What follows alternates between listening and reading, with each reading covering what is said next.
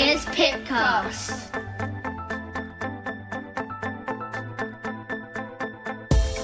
Hello, my name's Craig Griffiths. And I'm Justin Blackett. And welcome to the third episode of PIPcast, a podcast for ODPs and the theatre world. Can you believe it? We've made the third episode.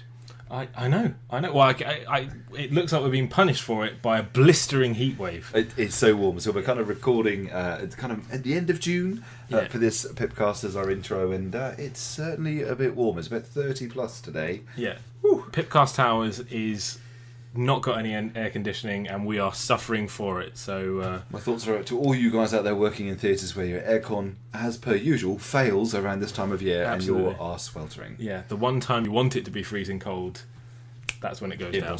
Impossible. Absolutely. So, what's happened over the last month, Justin? Well, it's been an incredibly busy month. I mean, I feel like I'm repeating what we did in episode 2, but I think you guys have reached out to us more so than ever before, and thank you so much for doing that.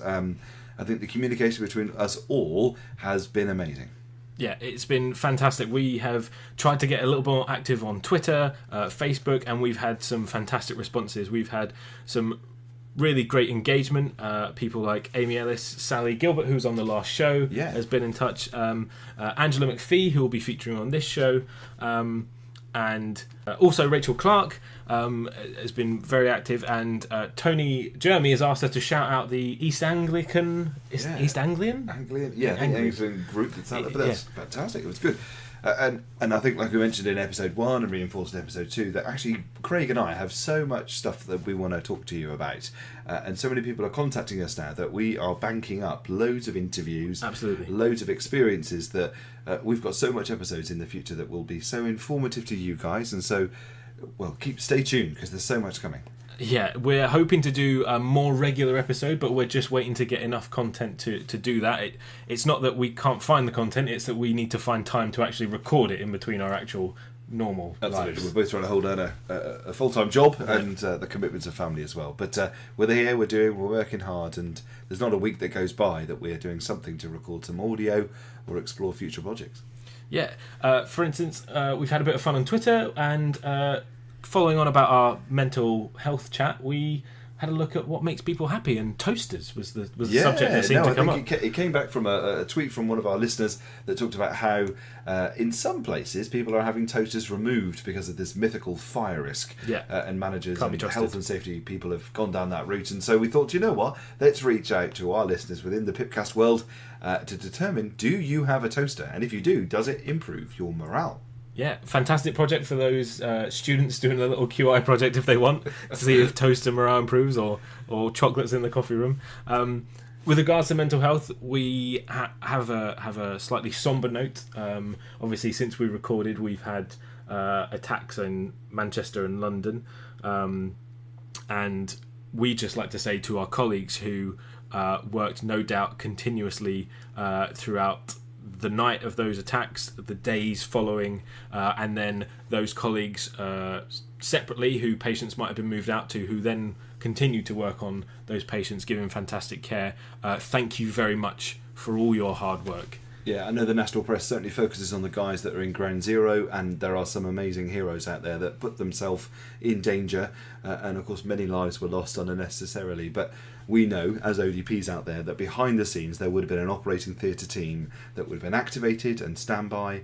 That I think one of the worst on-calls I can imagine if that played out on my shift. But ultimately this team was activated and to a degree a hospital based on major incident. And so the whole network of theatres up and down the country would have come live through the regional trauma networks, and I certainly know in Bristol we had some patients within the respective worlds that supported that. So it was an international incident because everyone worked together, and like Craig said, my thoughts out to all of you ODPs and other theatre staff that were supporting those patients in incredibly difficult times. And thoughts out to the family of Kirsty Bowden, who was a nurse, 28-year-old, who works in theatres and recovery at Guy's Hospital, who was killed in the London Bridge terror attack.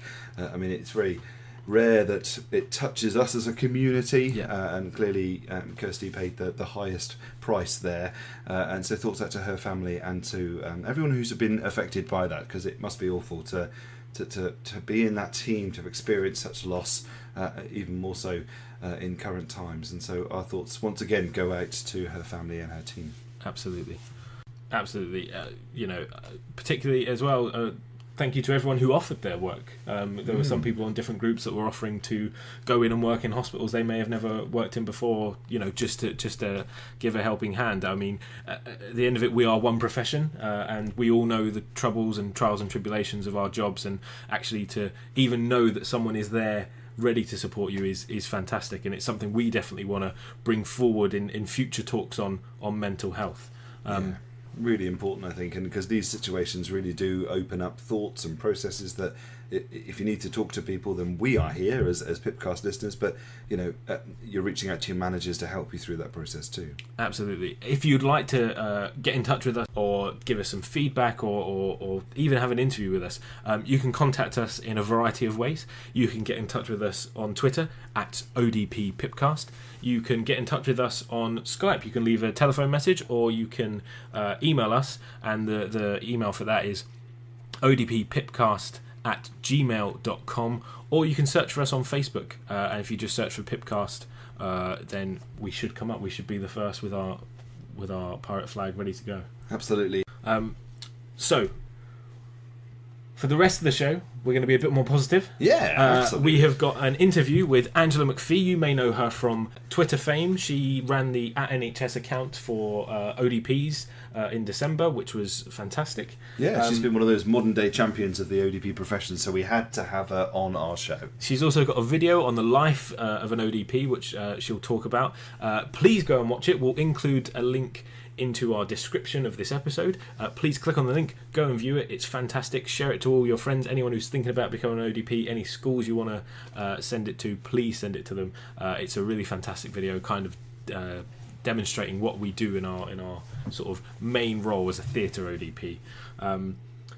We've also got an interview with Paul from the Preoperative Logbook app. I don't know if anyone else has used it, but I've certainly been using it, and when we started doing this podcast and we were thinking about getting apps on board, he was one of the first people I wanted to talk to, so we're great to have him on this show.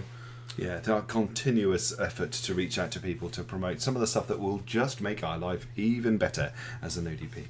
And lastly, we're going to talk about the conference coming up, the inaugural, the seminal conference for ODPs that's going on at Sheffield Hallam University. Thank you very much, Sheffield Hallam, for being so forward-thinking and having this, giving us this opportunity. It is on the 5th of July.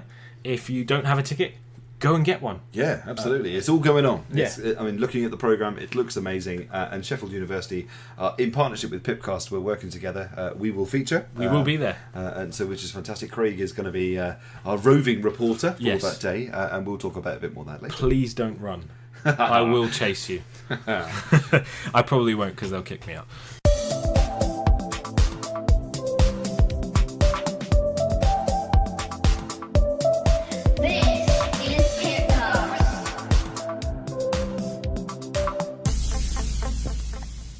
So now on the show we've got Angela McPhee, who you may know as our representative on @NHS, the NHS Twitter. Hello Angela, how are you? Hi Craig, hi Justin, yeah, I'm doing great, thank you.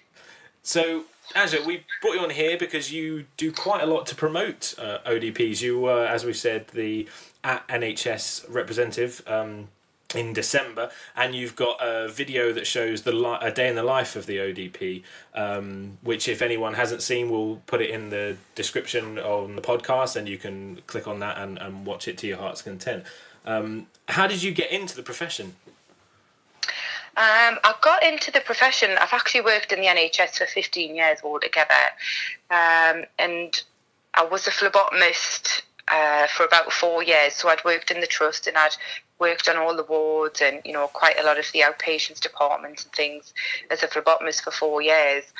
But it got to the point where my family was starting to, my youngest one was going to school, and I was just looking to do a little bit more and do some more training and get back into education.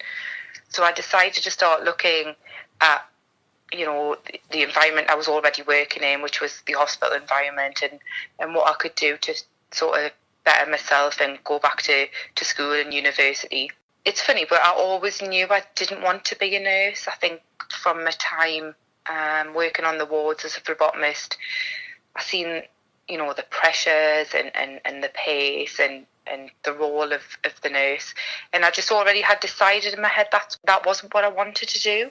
I think lots of our listeners will be able to relate to that statement. Yeah, that you kind of have a calling to a specific area, and some people know that nursing is just not for them. Yeah, I mean, absolutely. I mean, a lot of my friends are nursing friends and absolutely amazing at their jobs, and the colleagues I work with are, phenomenal nurses. I just knew that wasn't for me, so I started looking into the allied health professions. Okay. And although not formally recognised as an allied health profession at the time, the role of the operating department practitioner came up because obviously they were working in my trust, and I was intrigued more than anything because I hadn't heard of an ODP. I hadn't heard of who they were or what they did. So I actually went. It's quite a common theme, isn't it? No one seems to have heard of ODPs, and you get some. No, absolutely. Yeah. Some people say it with a sense of pride when they do know what an ODP is. Yeah, absolutely. I mean, it's funny because I didn't know what an ODP was, but yet several times I've been looked after by an ODP, and I didn't know it. I wasn't aware of the fact that, when I'd had my experience in theatre and things like that, and, I'd had 2 children by cesarean, I hadn't realised that the people that were actually looking after me were ODPs. I think I just presumed they were nurses and doctors, and I didn't actually recognise that role. It's something I don't think we have to necessarily contend with. I think people are we're thick-skinned enough, and we know that we give the best to our patients, and patients appreciate us. But like you said, they just don't realise that we are not nurses. So did that lead you to doing the day in the life of the ODP to try and promote the profession? That kind of unawareness that you had when you were a patient? Yeah, I mean, it was definitely part of it. I think, obviously, having worked in the profession now for 6 years, it was something I was always keen to do as a student because, before I'd gone into it, I didn't realise what the ODP role was, hadn't then, trained in it and worked in it, realised, just how specialist we are and how really we need to, promote the fact that we're specialist practitioners and celebrate the fact that we're specialist practitioners. And just being really proud in the area that you work in. So it was always something I'd wanted to do, is to give something back and just help promote the role. It's always something I'd hoped to do. And like Craig said, he'll advertise the link to your video, and it's an amazing video and highly commendable for doing such a thing. So how did you go about doing that? I mean, I guess you had to have lots of support from kind of audio-visual people. I mean, talk me through that process.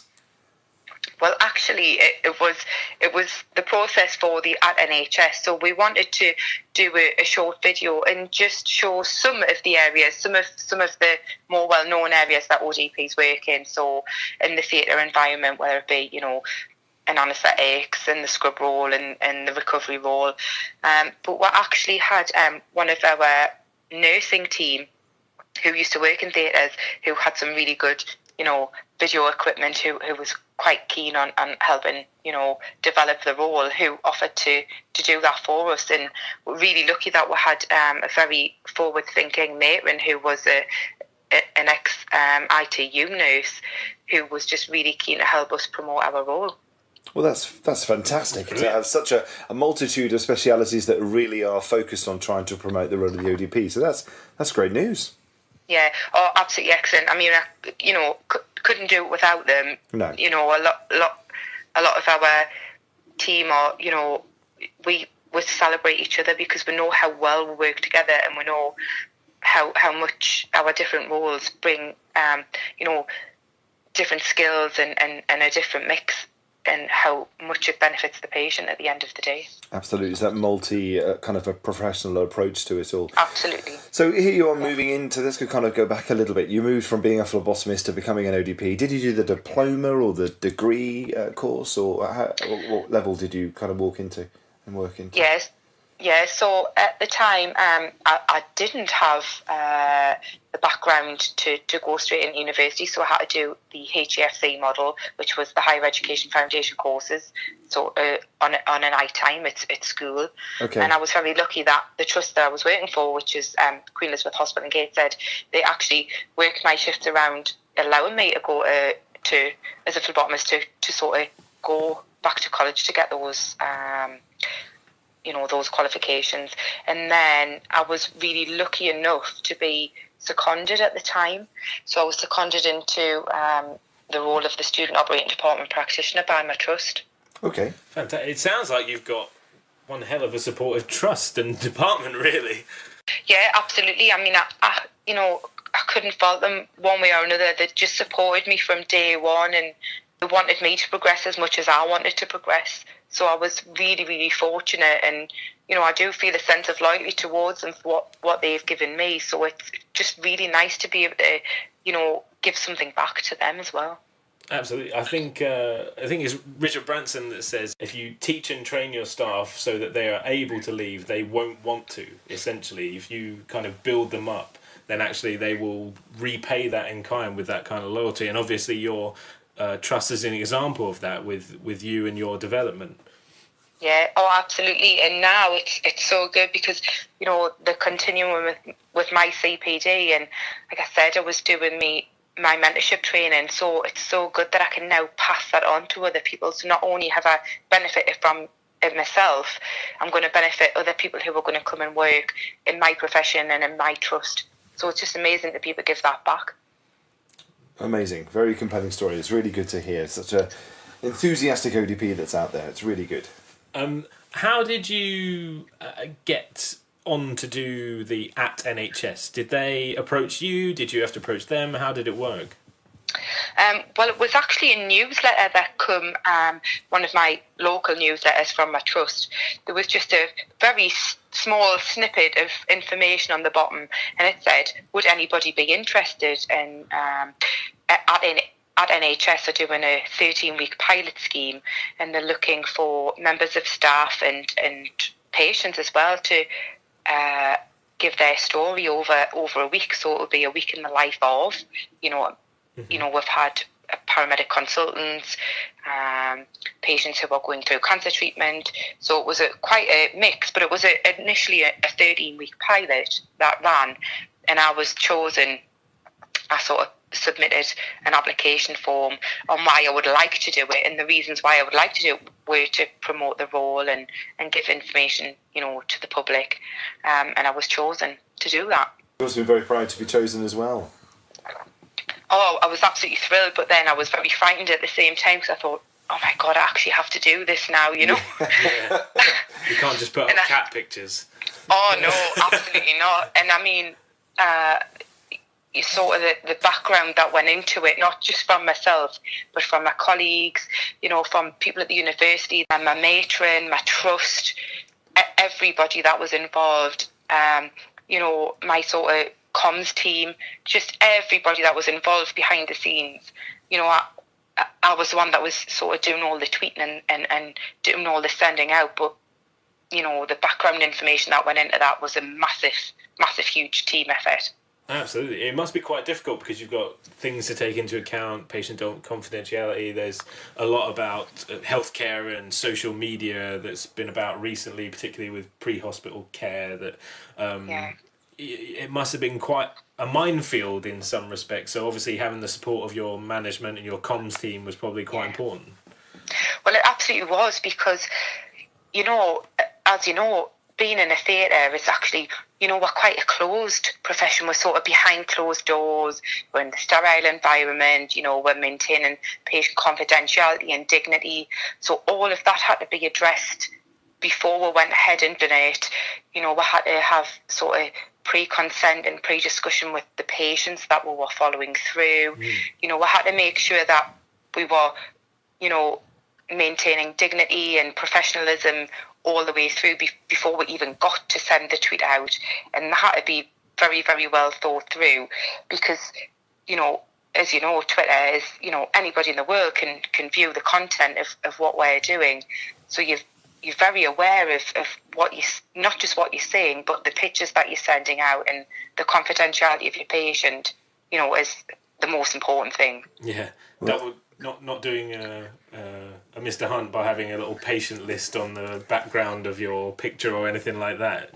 No, so I had to be very, very aware of, like I say, the pictures we were sending out, the content, because we didn't want to offend anybody. We didn't want to upset upset or frighten anybody, you know, to come into the environment that they were coming in. Yeah. But the patients who were following through, the people who were following through, you know, were just absolutely outstanding and amazing. And they got to view all the content before it went out as well. So that's really good. I mean, wow. So, of course, the project itself is no longer a 13-week pilot. It's now grown in its entirety, and all our listeners can go onto Twitter and go to @NHS and see many people now that are contributing, and it's always an insightful look. And I guess you look back and feel quite proud with what you've achieved and contributed towards that project. Now, what's kind of happened after that? So clearly you've turned into a bit of a celebrity, because clearly we've approached you and we want to talk to you. But what else has happened? I mean, you've made this video with the purpose of trying to promote the role of the ODP. I mean, give us some stories that have been quite successful since your work on @NHS and the video. I mean, I've gone back into the university where I've trained, and I've been approached by other universities to just go and give some talks to not just the ODP students, but the, you know, multi-professional team students, just on days where they're sort of doing some collaborative working, just to discuss in more detail the role of the ODP and, you know, how we can support each other. So really, that's ultimately what I would love to do, because it's such a shame that, you know, people in our own profession and people in our own multidisciplinary team still don't know who we are and still don't know what we do. And I think we'll have to educate the people in our own surroundings before we educate sort of Joe public. Yes, absolutely. I mean, it's partly why we started this and brought this on, was because kind of just doing, like you say, increase the conversation between the profession before we even decide to, you know, try and broach out to the public. Obviously, you've had the NHS, and the video, but what would you say is your best moment so far since becoming an ODP? Well, I think my best moments actually happened quite recently. So I've been qualified ODP for 6 years, but I think the best moment personally was when I looked after the same patient for the third time. And I'd gone to collect her prior to her operation. And she actually said to me, because I'd looked after her twice before, she said, you know, I was hoping it was you that was going to look after me again. Oh, wow. That's and amazing. I just, honestly, I couldn't have been more thrilled, because there's no greater feeling, you know, than a patient's satisfaction. And they're saying, you know, I was hoping it was you that was going to look after me, and they'd remembered the care that you'd given them in the past. Absolutely. It confirms to you that you're doing a good job. Yeah, absolutely. That, you know, whether you hear it from your managers, whether you hear it from your colleagues, it's when you hear it from your patient and they've remembered you for it, and especially in the environment that we're in, where, you know, a lot of people don't remember that, you know, their anaesthetic or the surgery. That's right. I mean, who are you? It's mostly our fault with all the drugs they get. Yeah, I mean, absolutely. So the fact that somebody hopes that you're looking after them again is just the best feeling in the world. Here they are at the most vulnerable point in time, and of course we strip them bare of all their personality with a robe and put something on their wrist, and here's a bunch of notes that's you. And the one thing that was keeping that patient positive was the concept and the hope that they were going to meet you again, and that's really good.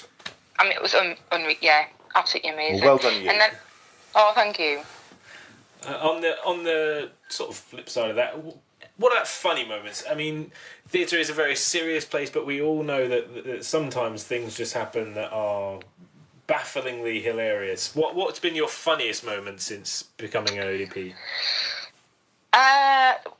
Well, there's been a couple. So when I was doing the NHS week, it was nice to put, because we're all actually quite known for our humour, you know, and like you say, in such a serious moment where people are so anxious and nervous, we're actually quite well known for our humour and breaking the ice and making people feel at ease. So when we done the NHS week, it was near Christmas, so it was nice. We had you can sort of have a look back. We'd done the sort of 12 days of the anaesthetic ODP, and it was based along the lines of On the First Day of Christmas song. So it was On the First Day of Christmas, My Unique Escape to Me, and extubated ETT. So it was it was a nice, fun way of you know, sort of getting people to learn about our profession. Okay, that's good. But then I think personally, there's a moment that sticks out in my head. So I gone to pick up a gentleman from the daycare area. Gone to meet him and do his checking in and all his sort of serious stuff before we brought him to theatre. And this guy was, already checked in, gowns on, bracelets on. But he actually had his paper underwear on his head. So I just thought, look, okay. You're trying to be professional. You're trying to, just not burst out and laugh. And I just had to say to him, I said, I'm sorry, but do you know that what you've got in your head's actually your paper underwear? And his explanation was, well, actually, I seen all you walking around with these paper hats on, so I thought it was a paper hat. But the funniest bit about it was he had his ears through the leg hole. And to him, it was just absolutely normal, It just shows how much we take for granted, what our patients say and what they expect. I would have loved to be a fly on the wall and watch your face and how professional you have to keep it you try, but he did, at the end of the day, he did have a little laugh with us, and he said, I bet you're going to go and tell everybody now. And I was like, well, not everybody. He's now but maybe now archived on everybody. PIPcast. Did it look like a good hat, though? Do you know what? It didn't look too bad. I can see where he was coming from, absolutely. I bet he kept it. If we ever run out of hats, I'm sure we could get away with some paper knickers. So listeners, next time you're in theatres, wear your pants with pride on your head. Wear your pants with pride on your head, absolutely. Oh, Angela, that's fantastic. Thank you so much for speaking to us. If the listeners at home wanted to get in touch with you, or obviously maybe even get in contact with your trust, because they obviously seem like a very supportive department, what's the best way of getting in contact? So I'm on Twitter. I'm sure you'll pop the link on ODP McPhee. Yeah, I think just my Twitter page is probably the best place to get in touch. But you're going to be inundated with fan mail, so but there we are. Okay, well, thank you so much for your time, and thank you. Keep doing what you're doing because you're amazing. Thanks very much, I will do, and I'll be looking out for everything. Thank you for your help. Thanks. Thank you. Bye. Bye now.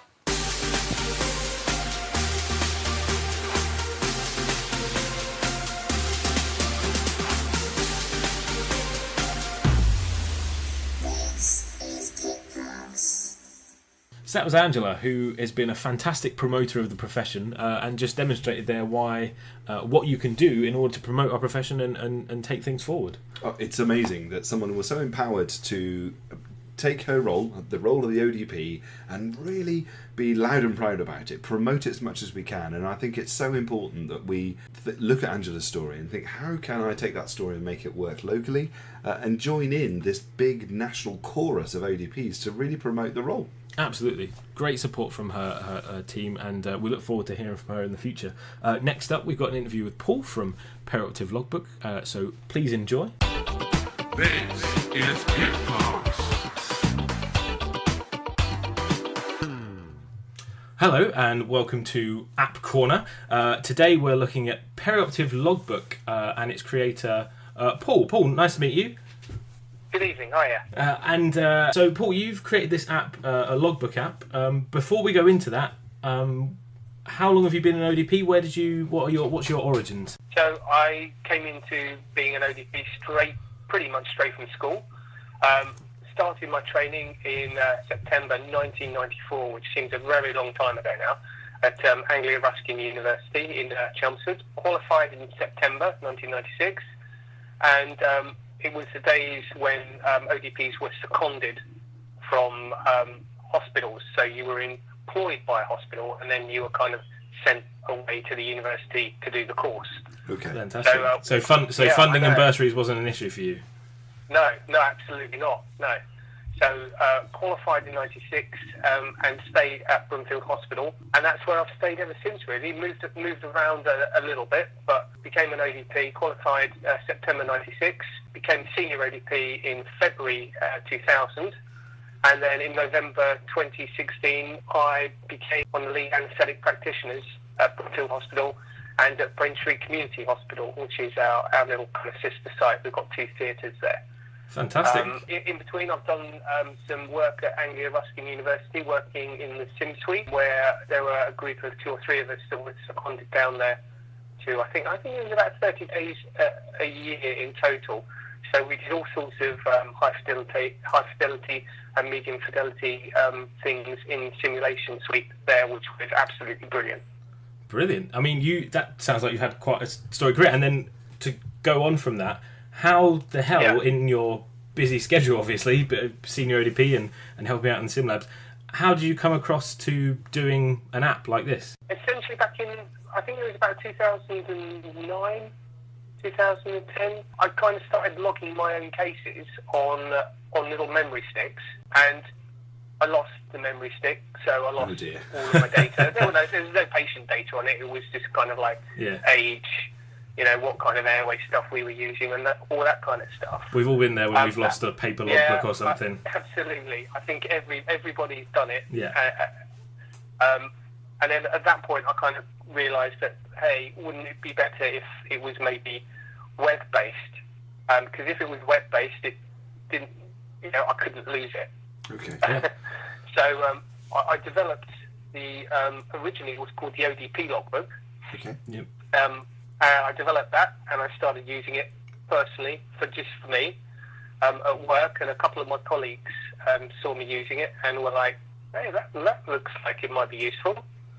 So I essentially opened it up to to whoever wanted to play around with it in the department, because it was still quite in early stages. So you've got a whole department of beta testers right there in front of you. Yeah. No, I mean, there were a great bunch of beta testers, because a lot of them weren't particularly au fait at using computers. So it was a really, really good test of the system. Okay, good. That sounds good. And that went on for about a year, and then I bought the domain name ODP Logbook and put it up and started advertising it on Google, and that carried on for a year or so. And several updates later, I kind of realised that if I wanted it to be sustainable, I'd need people to essentially pay for the service. Yeah. And because I was finding that the hosting was going up significantly. And then at the same time, I realised that there were people within the operating department that weren't necessarily ODPs, but also wanted to use the software to not only log their anaesthetic cases, but also to log recovery cases, surgical cases. And it kind of dawned on me that I could adapt the anaesthetic one to pretty much any different type of speciality within the theatre. So these are medics as well as nursing staff, kind of a mixture. Yeah. I had an anaesthetist looking over my shoulder saying, Wow. "What are you doing?" Because I mean, logging their work, better than the one that I use. Logging their work isn't new. I mean, we've seen many of our colleagues spend many of our time logging their work as part of their kind of development and proof of that they've actually been doing the work. So actually, you're going to tap into something that's already well established, and it's lovely to see that actually medics have looked at you and gone, "Wow, look at that! That's a great resource." Yeah. I've had medics, I've had podiatrists look at it, I've had nurses who do pre-assessment looking at it, and that's the direction I think that the perioperative logbook will go. It will become hopefully an all-inclusive kind of logbook. Okay. Because it is very adaptable, and because I am the only person who is the administrator, developer, the fixer, sometimes the breaker. If you have a suggestion for it, it's very easy for me to implement, because I don't have to go through hundreds of different people to say yes or no. I can test it out and see if I can make something better because somebody suggested something, and it's quite easy and it's quite quick to work out whether what I've done makes things better or makes things worse. So, talking about the app itself, so I was lucky enough that I think I saw you put an advert for the logbook on the CPD for ODP website. It would have been last year now, I think. Yeah. And I tested it and instantly loved it. Very good logbook, very easy to, like I said, do separate cases, but also add any surgical procedures that perhaps your department does, or the names that you give your department gives it that other places don't have.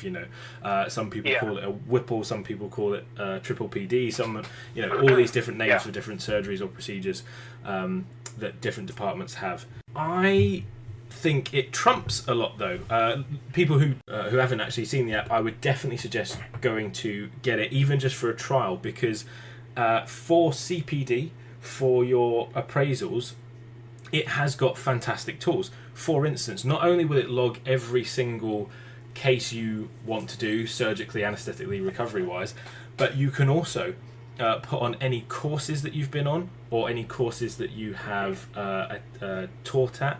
You can put all of your journal reflections that you might have done. If you've read an article in a journal, you can pop it on there, and you have an ongoing record. And the thing I really like, which I think was a relatively new addition when we were speaking, I'd say relatively new in the grand scheme of things, was this feedback that you can send. So we've all had anaesthetists and surgeons come up to us and ask for these multi-source feedbacks, where they send off and it's, you strongly agree or disagree that they are competent at their job, good at X, Y, Z, and you have incorporated this element into this logbook. I've used it several times, and I'm slowly building up a portfolio of reflections and feedback from my colleagues and peers, which is going to serve me quite well coming up to my appraisal. But I think is a feature that no other logbook has, and where yours really trumps it. How did you come about inputting all these different types of data sets into it? At work, I receive multiple emails normally from anaesthetist colleagues who are requesting multi-score feedback or 360-degree feedback forms. And for me, it just seems like a natural progression, because we're under great pressure as a profession to be able to demonstrate all of our different courses that we do, all of the different procedures that we do. And although it's not at the moment, I can see that it's only a matter of time before professionally we are going to be required to do exactly what anaesthetists do, and that is to provide that peer feedback. We've seen our nursing colleagues go through a process, haven't they, with their revalidation process, and I think they even, as a group, they agree that they've made some mistakes along the way about the process that they've gone through, and it's constantly evolving. And it won't be, I think you're right, it won't be long until HCPC grabs hold of all the specialities and practitioners that are within that remit to come in line with that process. And I can see how your app will feed into that. Yeah, I mean, as I said before, it just seems like a natural progression in terms of what the perioperative logbook can provide.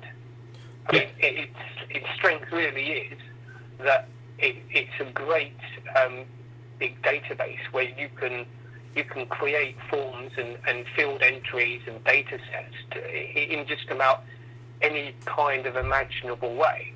So for me, it just seemed like just a great way of incorporating something that isn't necessarily needed yet, but is very useful for appraisals and especially for newly qualified ODPs who haven't quite found their feet yet. It just seemed like a great inclusion into what I've already got in terms of a system. Yeah, I totally agree. We were talking about this in kind of a pre-chat, and this has fantastic uses. And if I were a university lecturer or head of department right now, I'd be contacting you and asking, can you set me up one of these for my department, for my students, so I can see the caseload they're doing, see the feedback they're getting from their peers and mentors, which will go back to not only kind of reinforcing what they're going to have to do in the future in terms of their appraisals and things like that, but it will enable them to put across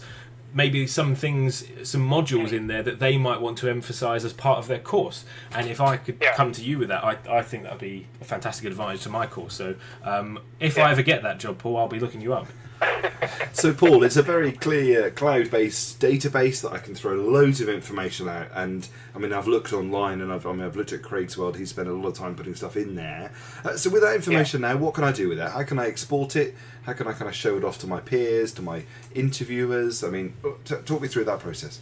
Essentially, the adding process is very simple. You go on to add cases, and you just decide what kind of case you're going to add, whether it's anaesthetic, surgical recovery, whether it's a journal or a course entry.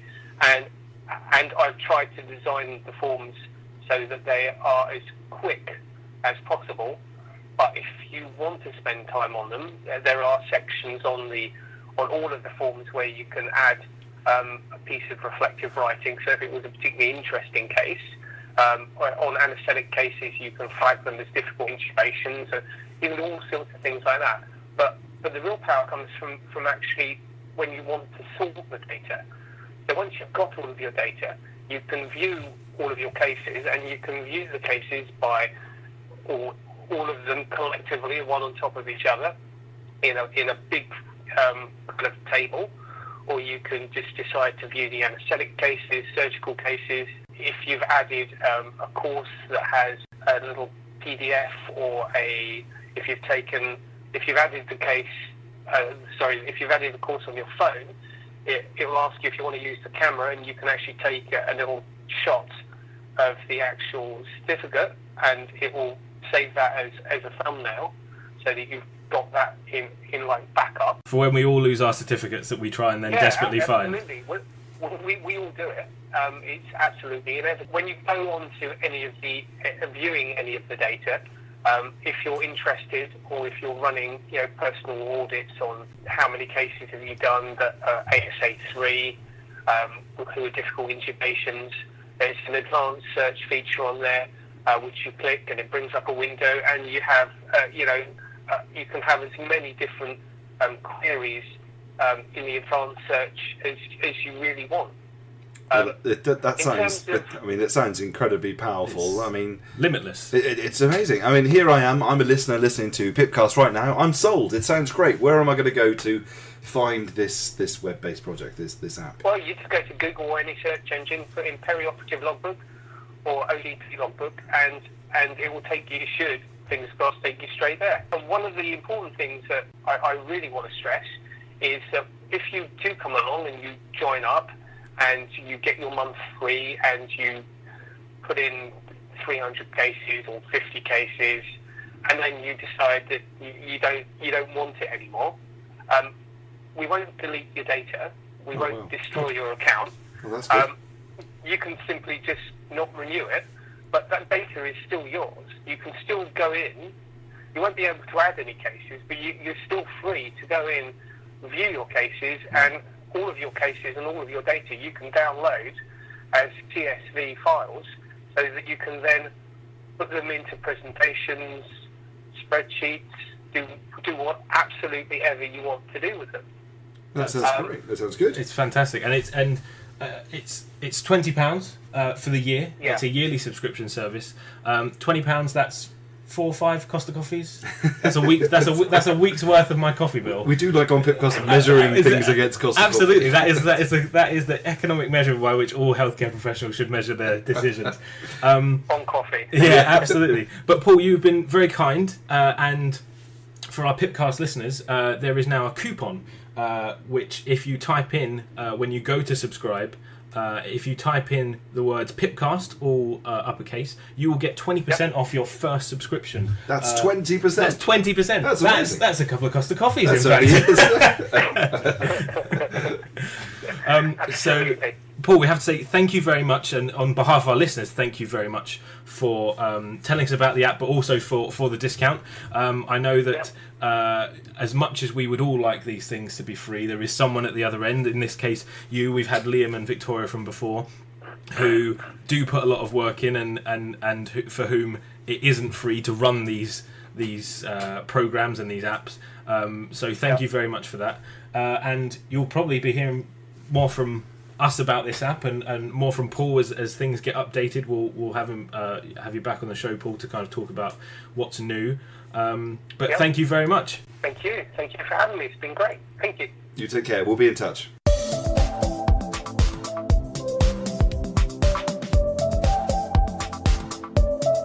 This is PIPcast.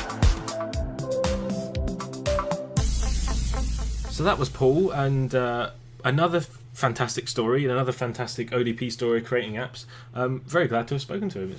I mean, what a great idea. Something that kind of grew with his own, trying to improve his own practice, trying to record stuff. I think we've all been in a situation where we want to log what we do, and eventually it fizzled out because it just doesn't really work. It's a piece of paper, or like he mentioned, you lose your USB sticks, and there's nothing quite disheartening of losing that information. But he's kind of taken it a step forward and grown something that even now, outside of the world of ODPs, they're engaging with it.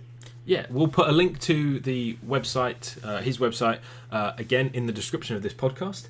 And once again, that coupon for all our PIPcast listeners is PIPcast, all capital letters, and you will get 20% off your subscription. But please do it before our next episode, because the promotion will only last for this month while this episode's airing.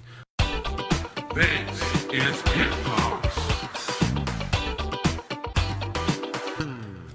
So Justin, I'm very aware this is the part of the show where we might like to go through the Journal of Preoperative Practice. Please subscribe if you're an AFPP member. It's very useful. Yeah. It's got lots of articles.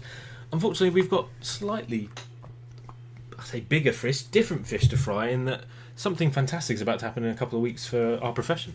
Yeah, so for the first time in a very long time, because I think most of you guys could probably reach out and think of times that they have come together, but in this kind of new world of operating department practice, the Sheffield Hallam University have decided to put together an inaugural ODP conference.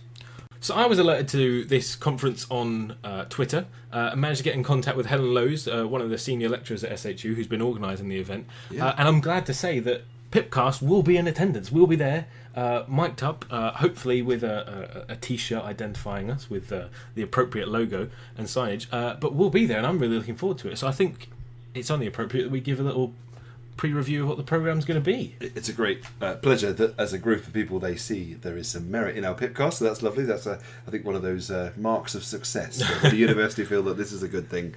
And to invite us along, and the idea is that Craig will be a roving reporter throughout the day, looking at and taking part in the whole process. Yeah. We'll be talking to you guys, the guys that are candidates that are going to come along, take part in it, from the student ODPs to whoever else who comes along, and get your versions, your thoughts, your stories, and then we'll be able to review it to kind of support them as they grow and do more conferences. Absolutely. It's on the 5th of July. And what's on it? What is it worth your time? Well, I can tell you it absolutely is. First of all, we've got Hannah Abbott, who is the new president of the College of Operating Department Practitioners. I think there's lots of excitement going on there, isn't there? Absolutely. With the new president. Changing of the guard. Change of the guard. I think on the national world there's been some great stuff that I know CODPD have been working hard at achieving. So Hannah will be there, and I think you're going to spend some time talking to her. Well, hopefully we'll see. Yeah. We'll see what she says, and if I can get away with her, that would be fantastic. We've also got there's also loads of skills workshops you can attend. Of various different varieties. We've got anything from human factors, sharp safety, there's a mentor update throughout the day as well. Helen herself is doing a very interesting take on a career development framework for ODPs and other perioperative practitioners, which for me sounds very interesting in terms of our developing our profession, moving us forward into advanced clinical practice or just advanced practice in general. I'm very much looking forward to that talk, and I'll be in attendance for that one. That'll be good, and I think Tracy Williams from AFPP are coming along to talk about setting the standards. We know they produce a very large document, I have to say, that goes through all the different standards, and very appropriate because we've currently got a Twitter poll currently out that talks about what you want us to talk about, and setting standards and best practice is one of those things. So I think we'll get some information from there. Absolutely. The headliner, if we can call that, the Aretha Franklin of the day, is Sheila Morris. Who is Sheila Morris, if you haven't heard of her? Well, I don't know if you know this, but we're allied health professionals now. No way! We are. Wow. We are. And hopefully she's going to tell us what that means. Yeah, I think that's really crucially important. And I know in episode 1 we said that we were going to reach out to the allied healthcare professional world and of course the NHS England part of that. And this will be a great opportunity because hopefully Craig will be able to talk to this young lady to talk about how that impacts on our world, and clearly she's got a real good keynote speech that will talk about our impact on the world now as allied healthcare professionals. Absolutely. So Sheila's the Deputy Chief Allied Health Professional in England, in NHS England. So I'll be attending her talk, and if I can speak to her, fantastic. If not, I'll give a little review of what she said and everything like that, and hopefully be live tweeting on the day as well. Yeah, really good. And there's going to be a huge panel discussion about what we feel quite passionate about PIPcast, because ultimately that's the kind of the seed of this podcast is how we develop us. Yeah. How do we move ODPs forward, and what is the future for us with the concerning numbers with regard to university access, and of course us as well-established ODPs, what is the future for us? And so there's a really good panel discussion booked that, again, hopefully Craig from PIPcast will contribute to. I'm under pressure now. Yeah. In the afternoon, there's some more workshops, and this is, again, all about that developing us as advanced practitioners in various fields. So we've got a talk by Liam Wilson about leading simulation. Brian Corrin, who I believe is one of the physician's assistants in anaesthetics, is talking about extending anaesthetic roles and what a PAA does. I was going to say a PA, but that's a completely different job. We need one of those. They still involve coffee, though. That's both roles fundamental involve to coffee. anaesthesia recovery and scrub practice. Absolutely. What to do to get there? So for ODPs who are maybe looking to go in that career, what you need to do in order to get that career. And a nice little piece on research and writing publications for ODPs. I mean, we live in a world where we're constantly evolving practice, but actually, what does it involve in writing a piece, a publication that could influence the way that the practice evolves? And so there's going to be a nice little piece there from Victoria Cadman, who's a lecturer at SHU. Absolutely. The role of first surgical assistant. I know some people like to do their advanced scrub practice, so being a surgical assistant is key to that, especially going forward. Iona Pegg from Derby is going to be talking about that, about what it's like to be a surgical first assistant, and how can trusts develop their own practitioners to be first assistants. Well, what a bumper day. Yeah. That's so much going on there, isn't it? It's incredible. I can't believe, number one, it's the first. Yeah. What a program to have as a first one.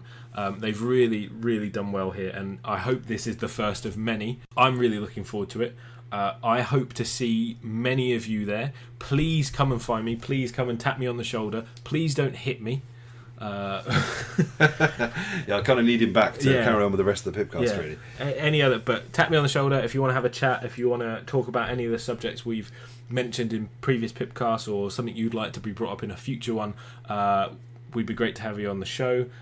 We might have a little bit of goodies to give away, some kind of PIPcast merch. Yes, absolutely, to promote the amazing logo. That's been tweaked slightly, but it's all great. I mean, you're going to be fantastic, so please go and find Craig, because he will certainly be there, champion PIPcast, and giving a real good feedback and review of this conference. Fantastic. That logo, that has been tweaked by a friend of mine, Andrew Gerard. If you would like to have any graphic design done, he is absolutely fantastic. He tells me he didn't need to do much to the logo to tweak it to make it a little bit better, but I think he was possibly being you guys, if you've not really seen the logo recently, it has slightly taken a change by the very fact it's crystal clear now, rather than edgy and pixelated. So we are constantly evolving, which you will see beautifully on a t-shirt that Craig will be likely to be wearing.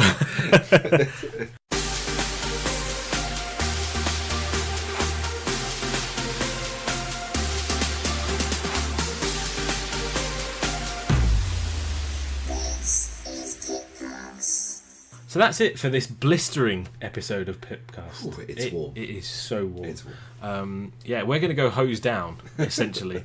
But we should have, hopefully, if all goes well and we get enough content, there will be a special conference edition of PIPcast coming 2 weeks. Yeah. I'm hoping if we get enough content, we'll have it 2 weeks after that, which means that PIPcast should now be, fingers crossed, a fortnightly show. So every 2 weeks the shows will be a little bit shorter, a bit more succinct, but they will be a bit more frequent for you to get through all the content that we've got basically backed up in the locker. Yeah, absolutely. There's so much planned, unbelievable. Yeah. Really. I mean, we've got so much content that we look forward to presenting to you. It's going to be great. We've got a Twitter poll up on we want to introduce some educational elements for our student ODPs or just people developing in general. We'd like to get speakers on to talk about and do kind of a teaching session.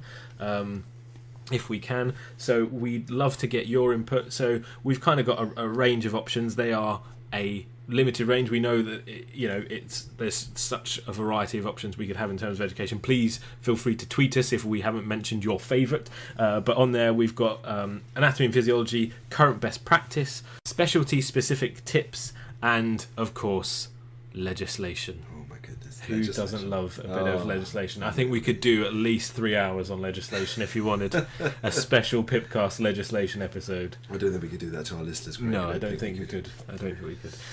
So guys, thank you for listening. It's really important that we know from a temperature gauge, quite apt there, how well we are doing. So please do like and share and comment.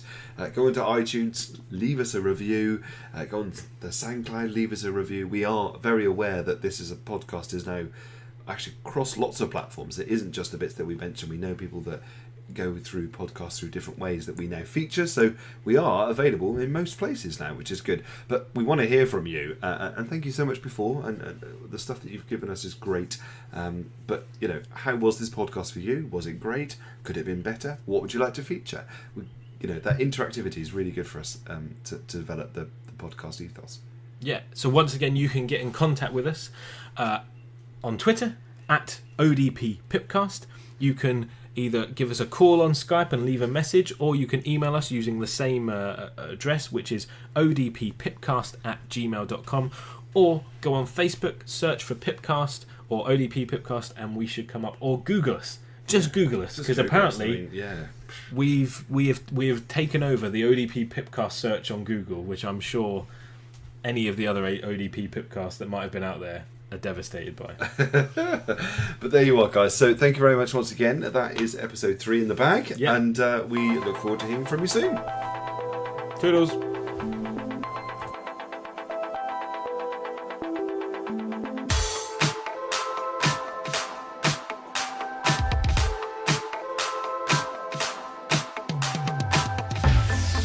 This is PIPcast.